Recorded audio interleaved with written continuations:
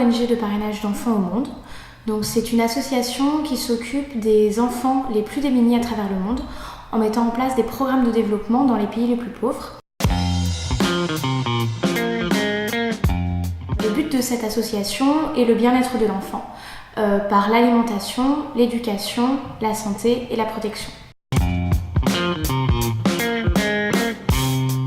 Alors, le premier réseau social sur lequel nous nous sommes positionnés était Facebook en 2011. Ça fait donc depuis 2011 que nous avons une page fan Facebook. Nous avons été également présents sur la même période sur YouTube pour pouvoir diffuser nos vidéos. Ensuite, nous avons ouvert un compte Twitter. Puis, et c'est plus récent car c'était l'année dernière, nous avons mis en place une page Google+, une page LinkedIn et une page Viadeo.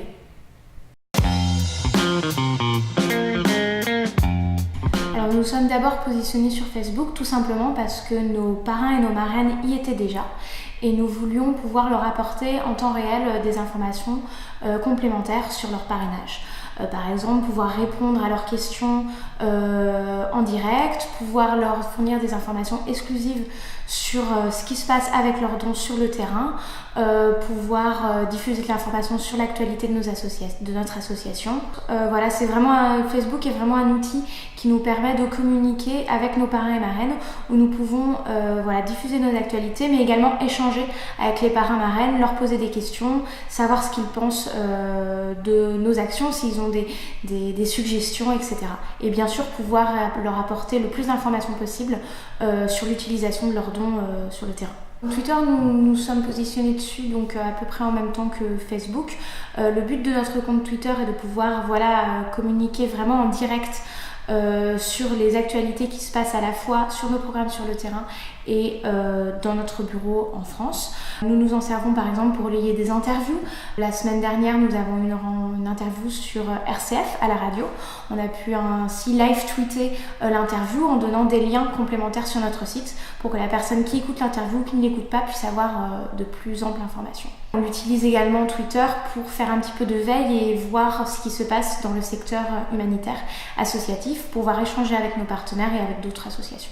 Voilà, nous avons un compte YouTube pour pouvoir héberger nos vidéos, pour pouvoir les diffuser à nos parrains, à nos donateurs et à tous les internautes qui sont intéressés par Vision du Monde et par le parrainage d'enfants.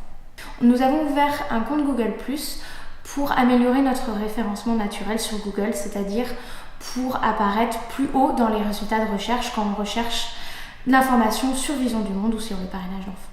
Et enfin, nous avons ouvert 2 comptes sur des réseaux sociaux professionnels, sur LinkedIn et sur Viadeo, afin de pouvoir communiquer sur nos actions institutionnelles et sur nos offres d'emploi au sein de notre association Vision du Monde.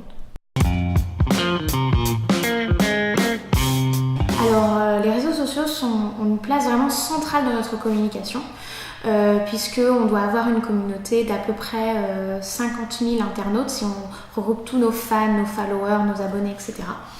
Du coup, on essaye vraiment de diffuser nos actualités de manière exclusive sur les réseaux sociaux.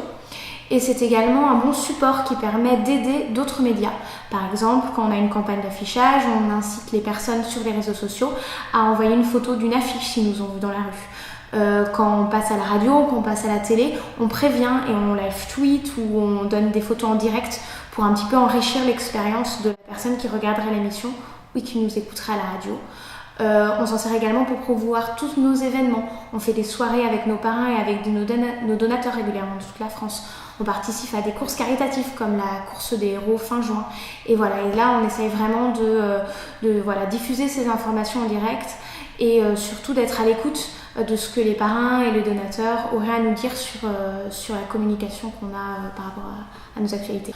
Donc par exemple, en ce moment, nous avons une campagne d'affichage dans les principales villes de France, Paris, Toulouse, Bordeaux, Grenoble et Nantes. Donc nous avons beaucoup d'affiches qui présentent l'association et le parrainage d'enfants. Et nous avons incité les internautes, les parrains, nos partenaires à, quand ils croisent une affiche, surfer sur la mode du selfie pour nous envoyer une petite photo de eux et de notre affiche qui met le sourire quand on la croise le matin dans la rue. Donc que nous apportent les réseaux sociaux concrètement? Ça nous apporte de la grande visibilité sur la toile à moindre coût. Ça nous permet de toucher une audience beaucoup plus large que ce qu'on pourrait toucher via d'autres canaux traditionnels. Et ça nous permet surtout de communiquer de façon instantanée, plus personnelle, à tous nos donateurs, nos parrains, nos marraines et toutes les personnes qui seraient intéressées par nos actions. Principal que je donnerai à des associations qui se lancent sur des réseaux sociaux. Les réseaux sociaux, ce n'est pas un grand mégaphone où on peut un petit peu communiquer comme on veut, comme un site. C'est vraiment un échange entre les internautes et les associations. Donc il faut vraiment essayer de créer un dialogue, de créer un échange entre vos donateurs, entre les internautes, pour pouvoir savoir ce qu'ils pensent, pouvoir améliorer vos actions et pouvoir mieux communiquer. Et surtout, ne pas être susceptible à la critique. Ça arrive que des personnes ne soient pas contentes et expriment leur désaccord sur les réseaux sociaux. Donc là, surtout, l'erreur à ne pas faire, c'est de supprimer le commentaire ou de mettre un voile dessus. Il est beaucoup plus bénéfique pour vous d'avoir un commentaire négatif et une réponse constructive de votre part, parce que si vous avez de toute façon rien à cacher, il y aura forcément une réponse derrière. Et la plus belle récompense, c'est quand vos donateurs, quand il y a une réponse, quand il y a un commentaire négatif, vous défendent à votre place et expliquent en quoi le commentaire est infondé et en quoi vous faites des belles actions. Merci Aude. Voilà. Merci beaucoup.